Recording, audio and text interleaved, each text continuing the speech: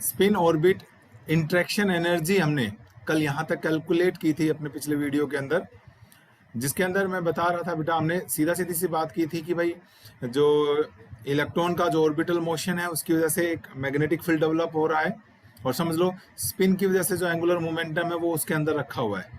तो उनके अंदर क्या हो जाता है बेटा, एक इंटरेक्शन होती है, एंड फाइनली हम सोल्व करते करते यहाँ तक पहुंच गए थे। ये इक्वेशन नंबर बताएंगे कितनी थी मेरे अपने पास, 11 थी या क्या था इक्वेशन नंबर, अगर पता हो, ध्यान है तो। कल वाले लेक्चर की अगर ध्यान है तो ठीक है, नहीं तो मैं ऐसे शुरू कर लेता हूँ किसी क्वेश्चन पर्टिकुलर से, मे बी 11th हो, ठीक है। 12 थी बेटा ये। मैंने फिर बताया था इससे पहले वाले स्टेप के अंदर बेटा कि जो आर है वो एक वेरिएबल क्वांटिटी है। बोहर ने तो सिंपल ये मान लिया था कि सर्कुलर ऑर्बिट के अंदर इलेक्ट्रॉन रिवॉल्व कर रहे हैं, जिसकी वजह से रेडियस कांस्टेंट थी, बट हेयर वी फाउंड कि भाई रेडियस जो है वो चेंज हो रही थी। तो इस वजह से मैंने कहा अगर आर चेंज होगा तो स्पिन ऑर्बिट इंटरेक्शन एनर्जी भी चेंज होगी, और इसलिए हमने क्या कहा कि भाई ये वेरिएबल क्वांटिटी है तो पूरे ऑर्बिट के लिए हम इसकी एवरेज वैल्यू कंसीडर करनी चाहिए, तो इसलिए एवरेज का सिंबल हमने बार लगा दिया। तो यहाँ पर भी ये क्या आ जाएगी बेटा, spin orbit interaction energy average आ जाएगी यहाँ पर, ठीक है। Now it was not so simple to calculate the average value of 1 by r cube. So इसके लिए काफ़ी क्वांटम मैकेनिक्स का काफ़ी सारा टिपिकल्स आपने आइडिया देख भी लिया होगा बेटा 5th सेमेस्टर में क्वांटम मैकेनिक्स वाले पेपर में। Quantum mechanics involve a huge mathematics, बड़े बड़े डेरिवेशंस होते हैं, बड़े बड़े आर्टिकल्स होते हैं, आपने देखा है, ठीक है ना। बिल्कुल वही चीज़ है यहाँ पर। तो कुछ हम डायरेक्ट लिख रहे हैं, कुछ जैसे अब मैं कहूँ कि 1 बाई आर क्यूब की जो एवरेज वैल्यू है, नो डाउट आपने नहीं पढ़ी है बेटा अब तक, लेकिन उसका डेरिवेशन अभी आपके सिलेबस में भी नहीं है। जो लोग फिजिक्स में अपना कैरियर बनाना चाहते हैं बेटा, जो एमएससी करना चाहते हैं फिजिक्स में, तो दे विल फाउंड कि क्वांटम मैकेनिक्स कितनी इंपॉर्टेंट। आप देखिएगा आपके अब तो खैर सेमेस्टर सिस्टम्स हो गए हैं, तो ऑलमोस्ट इन ऑल द 4 नहीं तो 3 सेमेस्टर्स के अंदर क्वांटम मैकेनिक्स का इंडिपेंडेंट पेपर होगा, ठीक है। तो वो एक वेरी वेरी इंपॉर्टेंट थिंग है बेटा। तो अब मैं वहीं से एक सीधा उठाऊंगा, क्या है हमारे पास, according to quantum mechanics using जो आपने पढ़ी वो तो that is very very basic सा, समझ लो क्वांटम मैकेनिक्स का एक आइडिया पढ़ा है 5th सेम में, ठीक है ना बेटा। वो तो कुछ भी नहीं है, जो लोग एमएससी फिजिक्स करेंगे उन्हें पता चलेगा what is exact quantum mechanics is. तो यूजिंग क्वांटम मैकेनिक्स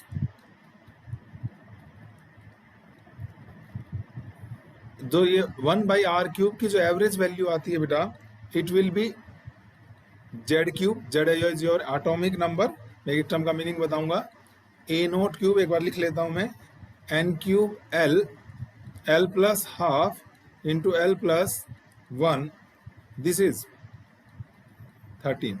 देखो बेटा जेड एटॉमिक नंबर है, एन यहाँ पर वही प्रिंसिपल क्वांटम नंबर है जो हमने पढ़ा था बेटा, 7 क्वांटम नंबर्स पढ़े हैं, उनमें पहला क्वांटम नंबर है, एल ऑर्बिटल क्वांटम नंबर है बेटा, ओके। अब बात आई ए की, ए नोट जो है बेटा इसको हम कहा जाता है रेडियस ऑफ बोहर्स ऑर्बिट। और बेटा अगर आपको ध्यान हो तो पहले लेक्चर में मैंने आपको ये करवाया था कि radius of nth orbit was 529 n square angstrom. Hydrogen atom के लिए करता हूं तो जेड हटा दिया था मैंने, ओके। तो ये जो वैल्यू फर्स्ट ऑर्बिट की, जब n की वैल्यू 1 पुट कर दूं, क्योंकि यू नो हाइड्रोजन एटम में एक इलेक्ट्रॉन है और मैं उसके ग्राउंड स्टेट की बात कर रहा हूं बेटा, तो अगर इलेक्ट्रॉन अपने ग्राउंड स्टेट में n इक्वल टू 1, तो ये जो रेडियस आती है आर एन कितनी आ जाएगी यहाँ से 0.529 एंगस्ट्रॉम बेटा, n की वैल्यू 1 पुट करूंगा तो, और इसी वैल्यू को हम क्या कहते हैं, बोहर्स ऑर्बिट कहते हैं, ठीक है फर्स्ट। और इसके लिए पूरा मैंने पहले जिस दिन इंट्रोडक्टरी क्लास ली थी बेटा, इन दैट आप ए नोट का एक्सप्रेशन भी देख सकते हैं, हमने निकाला था वी और आर को रिमूव करके, ओके। तो अगर मैं ये वैल्यू यहाँ पुट कर दूं बेटा, तो ये आ गया मेरे पास delta E L S, it is एक जेड ऑलरेडी था यहाँ पर, एक ये हो गया बेटा जेड की पावर 4 ई स्क्वेयर। इस एच को भी मैं लिख रहा हूँ एच स्क्वेयर, आपको पता ना एच कट क्या होता है बेटा, एच अपॉन 2 पाई होता है। तो यहाँ पर अगर मैं करूँ तो ये हो जाएगा H square by 4 pi square, it will, मैं फिर बोल रहा हूँ, इसका स्क्वायर करेंगे तो एच स्क्वायर, तो मैंने ऊपर लिख दिया 4 पाई स्क्वायर, तो भाई 32 हो जाएगा, 8 है पहले से, ये पाई क्यूब हो जाएगा, पाई यहाँ से और स्क्वायर यहाँ से आ जाएगा पाई स्क्वायर। बाकी तो चलो ठीक है, एप्सिलॉन नॉट यू क्यों चल रहा है, m naught square c square, ठीक है। ओके आगे चलते हैं बेटा, इसकी जगह ये वाली वैल्यू पुट करना चाह रहे थे हम, तो जेड क्यूब को तो मैं यहाँ लिख दिया, बाकी डिनोमिनेटर काफ़ी बड़ा आ गया और ऊपर साथ में क्या बच गया, L star S star cos of L star S star, ठीक है। और यहाँ पर क्या आ जाएगा बेटा हमारे पास, ए नोट का क्यूब एन क्यूब। अगर आपको ए नोट का एक्सप्रेशन देखना है बेटा तो फर्स्ट वीडियो देखेंगे आप 6 सेमेस्टर वाला, उसके अंदर मैंने आर एन का डेरिवेशन करवा रखा है, और जो कांस्टेंट टर्म थी बेटा जिसको मैंने 0.529 लिखा था वो देख लेना, वो एक्सप्रेशन आएगा, ठीक है। दिस इज बेटा L, l plus half, L plus 1, okay, ये आ गया मेरे पास। इसकी मैंने क्वांटम मैकेनिक्स से बेटा 1/r क्यूब की मीन वैल्यू पुट कर दी। नो सी, देखो बेटा मैंने वेक्टर मॉडल ऑफ एटम पढ़ रहे हैं हम, और sorry vector model of atom के हिसाब से हमारे पास मैंने ये समझाया था आप लोगों को, एक बार फिर समझते हैं बेटा कि एल स्टार और एस स्टार का रिजल्टेंट क्या बताया था बेटा, जे स्टार बताया था, ये बताया था मैंने, ये जे स्टार है,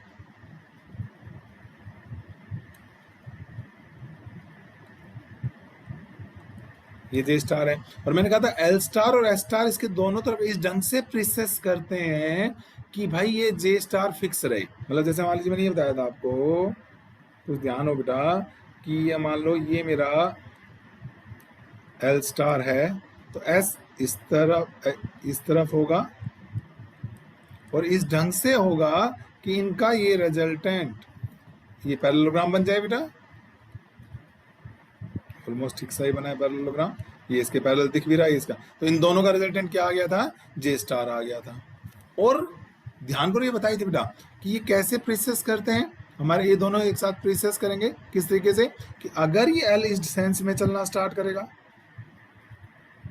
तो एस उल्टी सेंस में चलना स्टार्ट करेगा, सो दैट ये रिजल्टेंट हमेशा यही बनता रहे। मान लीजिए ये घूमता घूमता यहां आ गया, तो ये घूमता घूमता उसी वक्त तक यहां पहुंच जाएगा। अगर ये यहां पर आ गया बेटा तो ये यहां पर आ जाएगा, सच दैट नया पैरेललोग्राम क्या बन जाएगा मेरा, ये और ये ठीक है ना, ये मेरा क्या हो गया,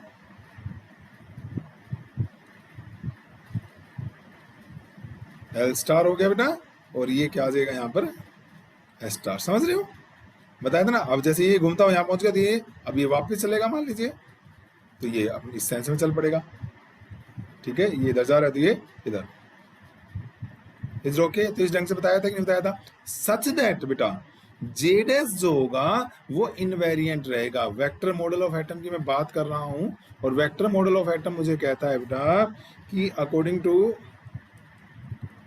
vector model of atom, according to vector model of atom,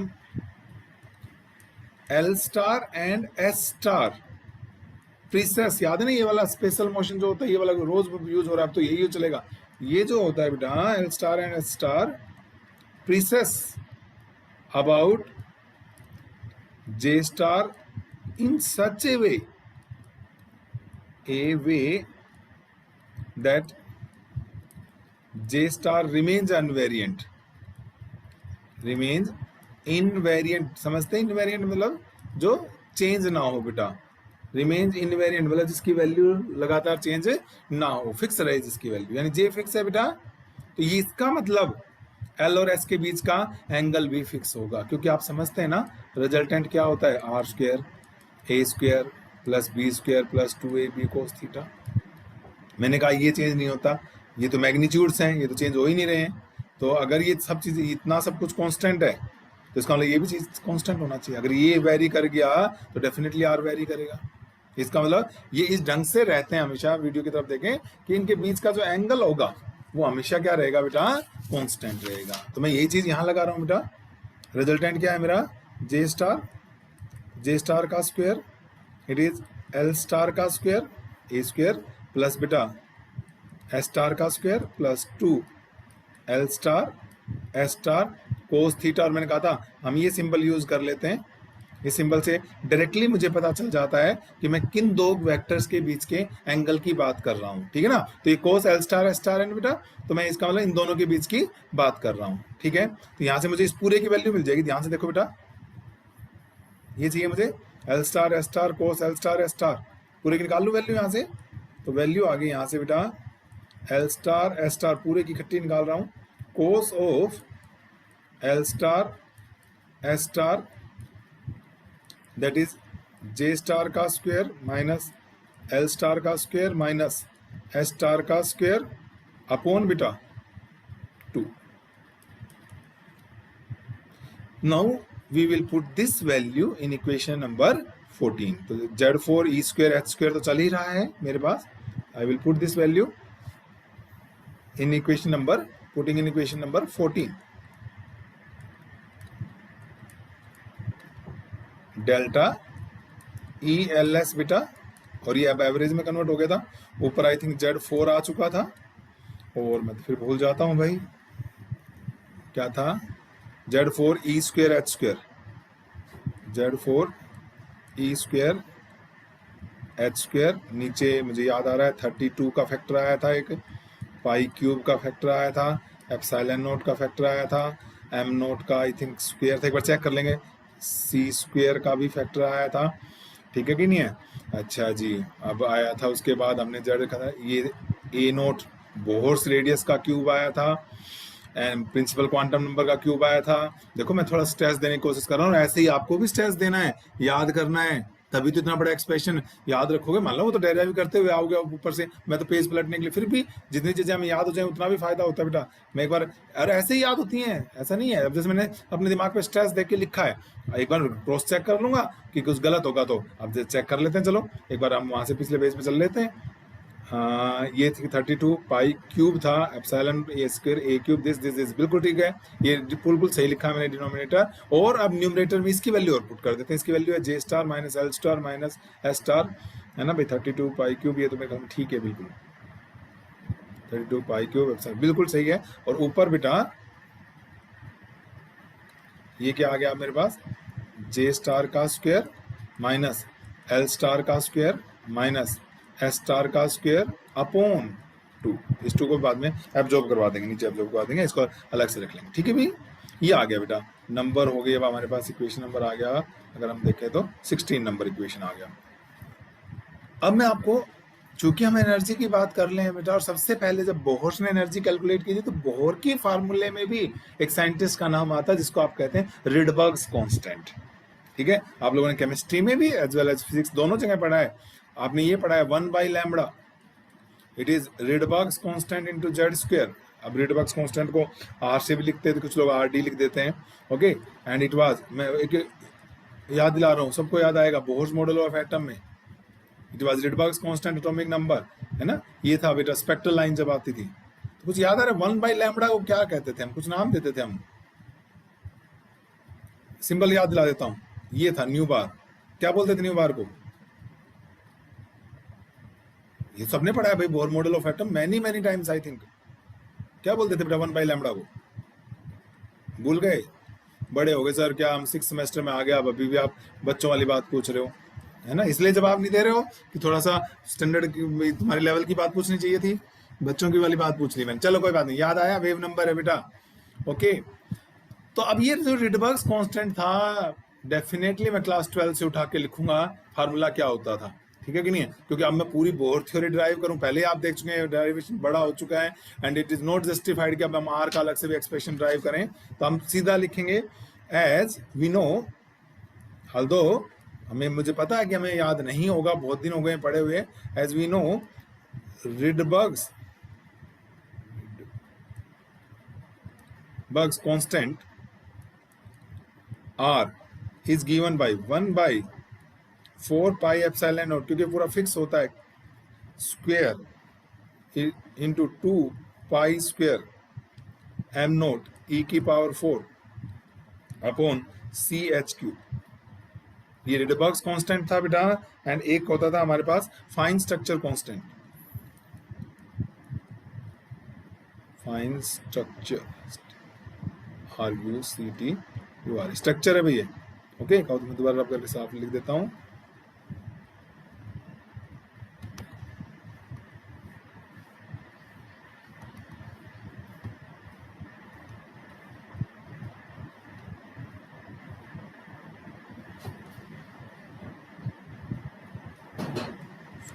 Fine structure constant alpha, and it was 1 by 4 pi epsilon naught 2 pi e square by ch। इन दोनों का मैं यूज करके यहाँ पुट कर रहा हूँ। देखो आप बहुत सारी चीजें मिल जाएंगी। 4 पाई एप्सिलॉन नॉट ये रहा, है ना। देखो अगर ध्यान से देखोगे आप, ये कितना हो गया 16, लेकिन यहाँ 2 से कर रहेगा तो 8, और यहाँ पर भी कुछ का फैक्टर आ जाएगा हमारे पास, ठीक है। और ए नोट का भी आपको एक्सप्रेशन से लिखना पड़ेगा। तो जब आप वैल्यूज पुट करोगे यहाँ पर, पुटिंग इन, ये आप खुद ट्राई करके देखेंगे ना, तो मुझसे मैसेज कर दीजिएगा, हम बात करेंगे। फिर भी it is simple rearrangement of the terms, ठीक है। और डेफिनेटली आपको रीअरेंज याद ही करना होगा। ये आ जाएगा बेटा R, that is alpha square, R और अल्फा स्क्वायर जेड की पावर 4 HC, ठीक है। ये वाली बात बचेगी भी, और इसमें सब खत्म हो जाएगा। ये बाकी ये यहां तक का सारी टर्म्स इसमें अब्जॉर्ब हो जाएंगे बेटा, अपॉन नीचे फिर क्या बचा, n cube l plus half l plus 1। ये थोड़ा सा एक बार पुट करके देख लीजिएगा, और समझदारी तो फिर फाइनली तो बेटा याद करके ही लिखना पड़ेगा, क्योंकि इतना टाइम ही नहीं होगा आपके पास। It is a quite lengthy article but important article.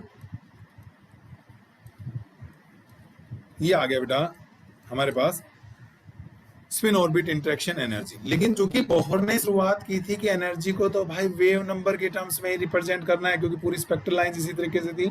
Now we will express this energy in terms of wave number. Therefore the term value,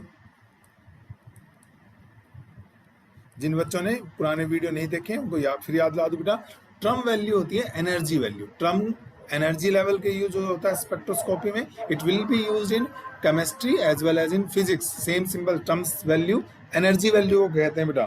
तो दिस टर्म वैल्यू जो होगी बेटा, दिस इज डेल्टा, ठीक है ना, एंड दिस इज हम इसको TLS लिख रहे हैं। It is negative of spin orbit interaction energy, negative of energy कौन सी जो हमने कैलकुलेट किया है हमारे पास, delta ELS in terms of wave number. अब देखो बेटा वेव नंबर तो 1 बाय लैम्बडा होता है, ठीक है, और ये एनर्जी है हमारे पास। तो देखो क्या, अगर बेसिकली आप देखो एनर्जी का, हम सिंपल बात कर रहा हूं मैं, और वेवलेंथ का क्या रिलेशन होता है बेटा, E=hc बाय लैम्बडा होता है, और मुझे वेव नंबर चाहिए 1 बाय लैम्बडा। तो मुझे एनर्जी को क्या करना पड़ेगा, HC से डिवाइड करना पड़ेगा। तो मेरे पास 1 बाय लैम्बडा की टर्म्स में आ जाएगा कि नहीं आ जाएगा बताओ। तो यानी कि delta TS/LS it is negative definition के हिसाब से, और this is delta ELS upon HC। समझ में आया HC से क्यों डिवाइड किया, ताकि अब ये किसकी टर्म्स में डिफाइन कर रहे हैं बेटा, हम वेव नंबर की टर्म में डिफाइन कर रहे हैं। तो अगर आप ऐसा करेंगे तो भाई ये HC कट जाएगा, and you will be remaining with minus of R alpha square Z की पावर 4 n क्यूब L ये L है भाई, कभी आप ब्रैकेट का पार्ट समझ जाओ, L plus half L plus 1, आगे है बेटा J स्टार का स्क्वायर माइनस L स्टार का स्क्वायर माइनस S स्टार का स्क्वायर बाई 2, ठीक है। ये सारी चीजें कांस्टेंट हैं। मैं इसको A से डिनोट कर रहा हूं बेटा, बार बार ना लिखना पड़े। Where A is this whole bracket, इस पूरे को मैंने, ठीक है ना, A से डिनोट कर दिया ताकि इक्वेशन थोड़ी सी समझ में आ जाएगी आपको। J L star minus S star का स्क्वायर बाई 2, और बेटा इस पूरी वैल्यू को, इस माइनस को छोड़कर बाकी जो आगे, इसको बोलते हैं gamma function. It is a function gamma, यूं बनाया गया है, ठीक है। क्या बोलेंगे हम इसको, गामा फैक्टर। तो ये नंबर डाल देता हूँ, फिर अगले पेज पे चलते हैं एक बार। हमारे पास क्या आ जाएगा बेटा, अगर आप इसको नेक्स्ट पेज की तरफ लेकर जाएंगे, एक बार मैं पूरा ही लिख लूँ, एक बार मैंने क्या लिखा है यहाँ पर, डेल्टा टी एल एस, ठीक है बेटा। तो अब वो मेरे पास आ गया माइनस ए, ओके, और दिस इज बेटा जे स्टार का स्क्वायर माइनस एल स्टार का स्क्वायर माइनस एस स्टार का स्क्वायर अपॉन 2। और मैं बोल रहा था वेर ए तो मैंने किसको माना है बेटा, ए तो ऊपर क्या आया था, आर आया था, अल्फा स्क्वायर आया था आई थिंक, और क्या आया था जेड की पावर 4। एक बार मैं फिर वही कर रहा हूँ, थोड़ा स्ट्रेस देख के लिखेंगे, फिर एक बार चेक कर लेंगे, ठीक है। और नीचे एक ए नोट का क्यूब था, वो तो उधर छुप गया, उनके अंदर आर और अल्फा में छुप गया। फिर बचा था प्रिंसिपल क्वांटम नंबर का क्यूब एल। ध्यान से देखो, बहुत मुश्किल नहीं है, एक दो बार पढ़ने से याद हो जाता है बेटा, ठीक है। देखते हैं एक बार, हाँ, R alpha square Z 4 n cube, ठीक है, इसी को लिखा था ना बेटा, ठीक है। तो हमारे पास आ गया, ये तो इसको लिखा है मैंने, और मैंने बोला कि बेटा इस पूरे को माइनस, इसको बोलते हैं बेटा गामा फैक्टर, गामा ही कह लो, ये गामा बोला जाता है, गामा के कई सिंबल होते हैं, ये भी गामा होता है, ठीक है। ये भी क्या कहलाता है, आपका गामा फैक्टर कहलाता है, ठीक है। तो गामा फैक्टर क्या हो गया आपके पास, माइनस ए जे स्टार का स्क्वायर माइनस एल स्टार का स्क्वायर माइनस एस स्टार का स्क्वायर बाई 2, और दिस में be return as a and this is बोलो बेटा, हाँ, it is J into J plus 1 बेटा।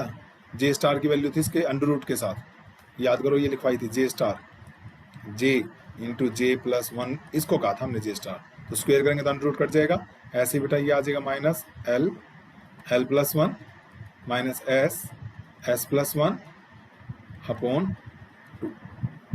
और अगर यूनिट देखेंगे बेटा तो it will be metre inverse. अभी बताता हूँ कैसे आई मीटर इनवर्स, देखो यहाँ से, ये देखो बेटा, ये तो बहुत बड़ा एक्सप्रेशन है, इसमें तो आर में भी दुनिया भर की चीजें हैं, ये सब ढूंढने लगेंगे ना तो इट विल कंज्यूम टाइम। यहाँ पे आ जाओ, ये क्या है, अभी तो बोला था मैंने energy upon h c, energy upon h c बेटा 1/λ, तो बचेगा भाई सब डायमेंशनली और यूनिट वाइज तो सब चीजें कट फुट जाएंगे, तो क्या बचेगा 1/λ।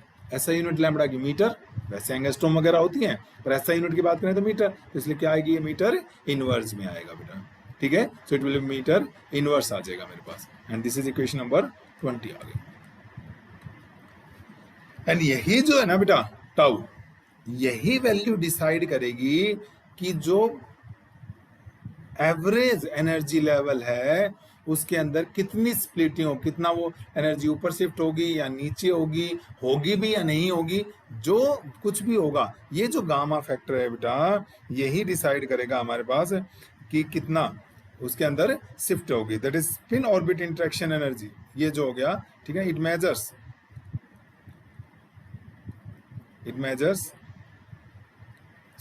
शिफ्ट ऑफ ईच फाइन, अभी मैं डायग्राम से समझाऊंगा बेटा क्या बोल रहा हूँ, each fine structure level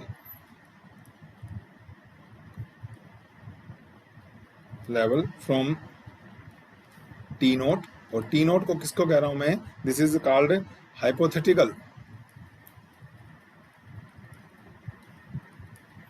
centre of gravity of the term values. मतलब जो हमारा, ये समझो कोई भी एक एनर्जी लेवल है, ठीक है, उससे हम फिर हम कर क्या रहे हैं, बोहर ने कहा कि भाई ये एक वेल डिफाइंड एनर्जी लेवल्स होते हैं, ऐसे से यू बना दिया उसने, यू बना दिया, यू बना दिया। लेटर ऑन इट जब फाइन स्ट्रक्चर वर्ड जो मैं बार बार बोल रहा हूँ बेटा, फाइन स्ट्रक्चर का मतलब, फाइन का मतलब तो बहुत और बढ़िया बारीकी से काम किया जाए, ओके। तो जब इसको माइन्यूटली इन एनर्जी लेवल्स को स्टडी किया गया तो इट इज फाउंड कि ये कुछ एनर्जी लेवल्स डबलेट की फॉर्म में थे, अभी तो इसी में रहो, डबल डबल दिख रहे थे, कुछ सिंगल दिख रहे थे। तो ये कहता है कि अगर डबल थे तो मान लीजिए ये ओरिजिनल था, तो इट इज फाउंड कि कुछ तो इससे ऊपर हो गया था, कुछ इससे नीचे, ये खत्म, मतलब तो इसके रेस्पेक्ट में कितना ऊपर जाएगा कोई एनर्जी लेवल या कितना नीचे सरकेगा एनर्जी लेवल, उसको कौन डिसाइड करता है बेटा, ये टर्म वैल्यू डिसाइड करती है।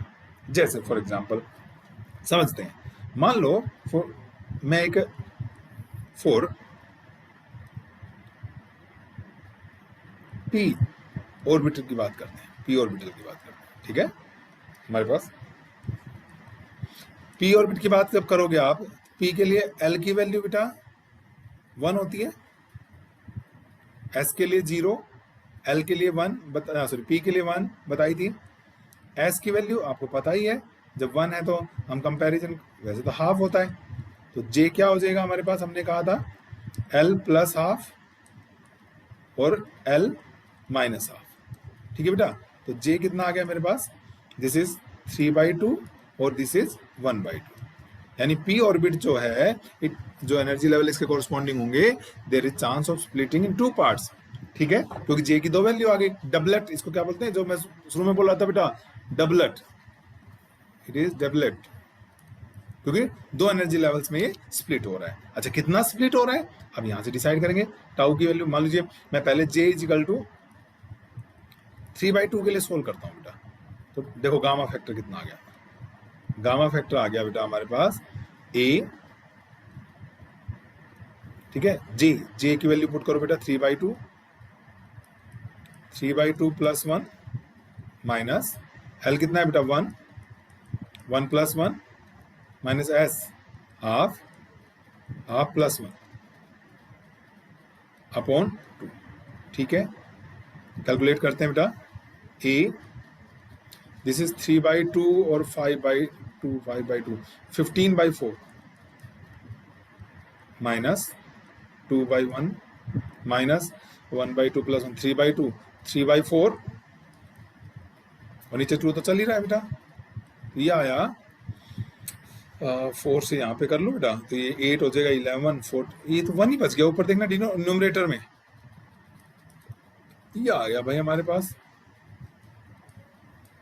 यानी कि ये जो एनर्जी लेवल होगा ये अपनी वैल्यू से a/2, ए की जो भी एक फिक्स वैल्यू आएगी उससे इतना ऊपर सरक जाएगा। प्लस आ गया ना, प्लस आ गया तो उसे ऊपर की तरफ चला जाएगा हमारे पास। ठीक है, ऐसे ही इसके दूसरे पार्ट के लिए बना लेते हैं और फिर मैं क्या करूंगा, डायग्राम बनाएंगे। देखो बेटा दूसरा पार्ट क्या है मेरे पास, जे दिस इज बेटा हाफ के लिए कर रहे हैं हम, देखते हैं कितनी टर्म वैल्यू आएगी। गामा की जो वैल्यू है बेटा वो थी ए, एंड दिस इज बेटा मैं पूरा लिख रहा हूँ जे इंटू जे प्लस 1, तो this is 1/2 plus 1 minus L तो 1 इंटू 1 प्लस 1 बेटा माइनस बोलो आगे S half plus 1 and then divide by 2।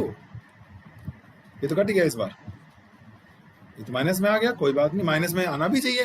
मैंने कहा था ना, जैसे ये एनर्जी लेवल है तो कुछ इससे ऊपर की तरफ सरकेंगे, कुछ इससे नीचे की तरफ सरक सकते हैं। ठीक है ना, डबलेट है, तो ये क्या हुआ बेटा माइनस, ये तो 2 ही हो गया ना, तो माइनस ए के बराबर ही आ गया। तो मतलब समझो आप कि इसका मतलब क्या हुआ कि जैसे मान लो ये मेरा, मैं किसके लिए दिखा रहा हूं, अब मेरे पी जो है डबल, इसको 2 लिखते हैं, मैंने बताया था ऊपर जो लिखते हैं कि ये कितनी मल्टीप्लिसिटी है, तो इसकी 2 हो गई ना मल्टीप्लिसिटी, ये हो गया, और हमारे पास यहाँ पर कौन कौन सा, एक तो ये हो गया और एक हो गया 2p हाफ। तो मान लीजिए इसकी हाइपोथेटिकल एनर्जी लेवल वैल्यू होनी चाहिए थी। तो अब क्या हुआ, ये वाला जो है 3/2 इसके लिए आपने शिफ्ट, मैंने कहा शिफ्ट कौन, गामा फैक्टर डिसाइड करता है, और गामा फैक्टर कितना है बेटा a/2, तो a/2 प्लस का है ना, तो प्लस का है तो देखो बेटा ये यानी कि यूं हो गया, ये होनी एवरेज हाइपोथेटिकल वैल्यू है, और ये गैप कितना हुआ बेटा a0/2 हुआ। ठीक है, और ये कौन सा लेवल आ गया, इसको लिख दो यहाँ पे, ये p का 2 3 2 आ गया। ऐसे ही अब यहाँ पर देखो ये शिफ्ट करना है बेटा, इसमें कितना है माइनस ए, और ये कितना था a/2, a0 कहाँ से लिया, ए ही था बस ये। ठीक है, तो a यानी इससे डबल हो गया कि नहीं, मैग्नीट्यूड में देखो बेटा ये a/2 है और ये कितना है a शिफ्टिंग, यानी नीचे की तरफ डिस्प्लेसमेंट ज्यादा होगा, ज्यादा शिफ्ट करेगी, एंड ये बन जाएगा बेटा, और ये कितना हो गया आपका p, कौन सा लेवल आ गया 2 हाफ आ गया। समझ में आया बेटा, तो इस तरीके से p की ये फाइन स्ट्रक्चर, मतलब जो एक एनर्जी लेवल दिख रहा था अब वो 2 दिखेगा, और 2 में भी जो सेपरेशन है, ठीक है ना, यूं कह लीजिए जो मीन वैल्यू पहले की जो ओरिजिनल वैल्यू थी उससे एक अलग अलग वैल्यूज हैं, अब कम गैप है, एक में कम गैप है, एक में ज्यादा, यानी अल्टीमेटली कितना सेपरेशन हुई उसे कौन डिसाइड कर रहा है, ए, यानी दिस ए जो वैल्यू थी that is quite important for us हो गई बेटा। ठीक है, अगर मान लीजिए मैं सेकेंड एक कोई एग्जाम्पल और लूँ, मैं डी के लिए लेता हूँ, चलिए ठीक है। अगर मान लीजिए मैं डी की बात करूं तो डी के लिए बेटा एल की वैल्यू 2, एस तो सबके लिए हाफ होता है, तो जे मेरे पास हो गया L plus half that is 5/2, और दूसरा एल माइनस हाफ 3/2। क्यों भाई, यही वाली बात होगी कि नहीं? Is it okay? तो आप देखो जरा, पहला जे के लिए बेटा 5/2 निकाल रहा हूं मैं, हाँ गामा 1 लिख लेते हैं ए। बच्चों देखो बेटा, दिस इज क्या था, J into 5/2 into 5/2 plus 1 minus L 2 plus 1 L into L plus 1 बेटा। ओके, आगे चलो आगे चलो, माइनस बोलो एस और S plus half and this is divide by, is it okay? It is J into J plus 1 L into L plus 1 S into S plus 1 बेटा। Okay, तो gamma 1 आ गया हमारे पास, ए इट इज 5/2 और ये हो जाएगा 7/2, 535 बेटा। एक बार चेक कर लेना अगर मैं जल्दबाजी में कुछ गलत लिख जाऊं तो, माइनस 3 और 2 6/1 बेटे, और ये हो गया 3/2 3/4। 4। ठीक है, तो अगर मैं करूं इसको वैसे जैसे बच्चे करते हैं, यहाँ 4 बना लूं तो ये 24 बन जाएगा, और ये 27 हो गया, और 35 में से 27 गए, 35 में से 8 बच गया, 8/2। ये देखना भाई 2a बचा क्या? मेरे ख्याल में तो ठीक है, 2a बचना चाहिए मेरे ख्याल में, तो या गलत लिख दिया मैंने? हाँ नहीं, ये बचेगा सर बाय 2। हाँ बाई 2 बेटा, वही एक्चुअली मुझे लग रहा है आप लोग चेक कर तो रहे हैं, ए आ गया बेटा। ठीक है, और ऐसे ही जे इज इक्वल टू हमारे पास क्या है, 3/2 के लिए चेक करेंगे बेटा। तो अगर जे 3/2 के लिए चेक करना है हमारे पास, तो ये तो फिर हो जाता है ना, जे बाई पिछले में भी तो क्या था हमने अभी 3/2 के लिए, a/2 आएगा। a/2 प्लस वाला आ रहा है बेटा, ठीक है ना? हमारे पास नहीं, जे 3/2 के लिए अगर हम बात करेंगे वो नहीं आएगा बेटा। पता क्यों नहीं आएगा? एल बदल गया ना, इसमें एल 1 था बेटा, और उसमें एल कितना हो गया, डी के लिए डिस्कस कर रहे हैं, 2 हो जाएगा। सॉरी, सेम नहीं आएगा, कोई बात नहीं, कर लेते हैं। पता लग गया ना, मेरे को लगा एक बार तो वही लिख लेते हैं, फिर ध्यान आया एल तो भाई 2 है, अब कोई बात नहीं। तो यहाँ पे गामा फंक्शन दूसरा क्या आ जाएगा बेटा, ए जे इंटू जे प्लस 1, जे हो गया 3/2 प्लस 1 माइनस, ये तो यही रहेगा ना बेटा, ये नहीं बदलेगा ना, एल तो सेम रहेगा, और ये एस भी सेम रहेगा, बदलता तो क्या है, जे है, और फिर इन दोनों में तो ये हो गया डिवाइड बाई 2, इस बार 2 पहले लिख लेता हूँ वरना गड़बड़ जाएगी, टाउ 2 बेटा। ये देखो जल्दी से करते हैं, ए 15/4 माइनस, ये तो वही 6 हो गया, कहो तो लिख लो बेटा 24/4, मतलब थोड़ा अच्छा लगता है मुझे, फटाफट एलसीएम हो जाएगा, और ये हो गया बेटा 3/4, और नीचे 2 तो चल ही रहा है, ये बेटा 27, और ये 15 माइनस का 12, 4 से कटा, -3a/2, यानी ये नीचे जाएगा और ये वाला लेवल, और ये ऊपर जाएगा। ठीक है भाई, 21c डाल देता, मैं यही बना रहा हूँ, एक बार देखते हैं बेटा। अब मैं किसके लिए बना रहा हूँ, डी के लिए। मेरे पास डी के 2 लेवल हैं, एक 5/2 वाला, एक डी के लिए मेरे पास एक और लेवल है बेटा, कितने वाला, जल्दी बोलो, ये कितना है बेटा, जे। देखो ऊपर मल्टीप्लिसिटी लिखते हैं, नीचे जे की वैल्यू लिखते हैं, तो एक 5/2 और दूसरा क्या है बेटा 3/2। पिछली बार जे की वैल्यू थी बेटा 3/2 और 1/2, मैं यही बना रहा हूँ कुछ समझाने के लिए। ये टी नोट था बेटा मेरा, ठीक है। अब देखो प्लीज, ये कितना ऊपर गया, अभी आपने सोल्व किया था, ए ऊपर गया इस बार, ये वाला ये ऊपर गया, ए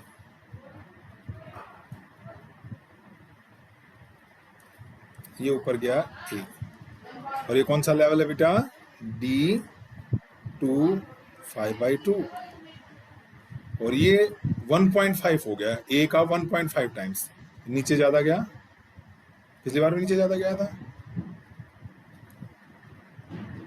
D 2, और ये कितना हो गया बेटा 3/2, और ये कितना नीचे गया माइनस में, तो वैल्यू तो 3a/2 ही है ना, माइनस तो बस हो गया क्योंकि नीचे गया है। ठीक है, नाउ मैंने क्यों दोनों यहीं पे बनाए, अब बस लास्ट चीज समझने की है बेटा, एंड ऑफ द आर्टिकल पे पहुंच गए हम। ऐसा नहीं कि बिल्कुल फ्री एंड डायग्राम बना रखा है मैंने कि चलो छोटी बड़ी होगी। हाँ देखो बेटा, आपको लगना चाहिए कि सर ये ए वैल्यू तो आपने इतनी बड़ी दिखा दी